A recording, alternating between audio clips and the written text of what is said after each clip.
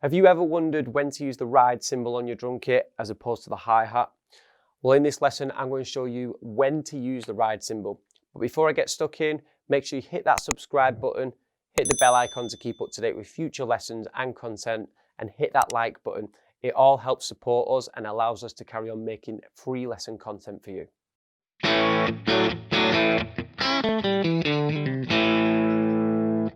It is important to know that it's a subjective topic and it's more opinionated.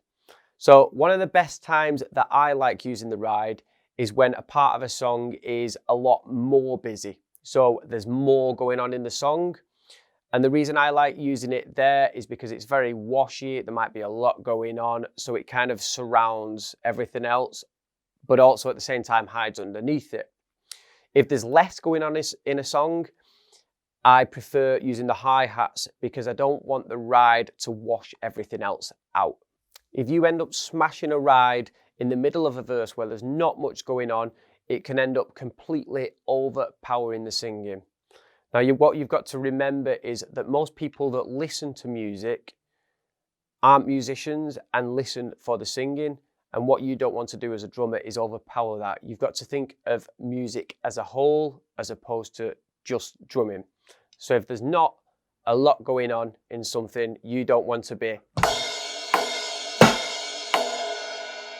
hitting that over the top of somebody singing.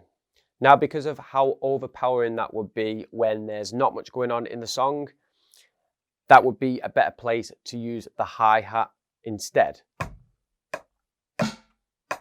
And that would allow the singing to cut through more. However, in certain circumstances, smashing that ride and really digging into it can be really good for a verse, such as in a really big epic rock song, you may have a big epic rock verse, in which case that huge ride sound would be good. Now, another good time in which it would be, in my opinion, good to use the ride would be if you was going for like a kind of swingier vibe to something, because you've got to remember that you can also tap the ride and get quiet sounds out of it.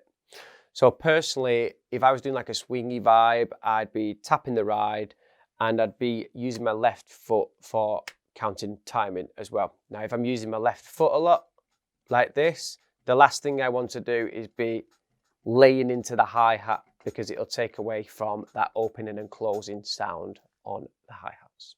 There are way more ways that you can also think about switching to the ride and switching to the hi-hat, but the idea of this video is just play with it. If you feel like you're playing on those hi-hats too long and you want to do something a bit different, then on the chorus of a song, if you feel it's the right place, move over to that ride cymbal.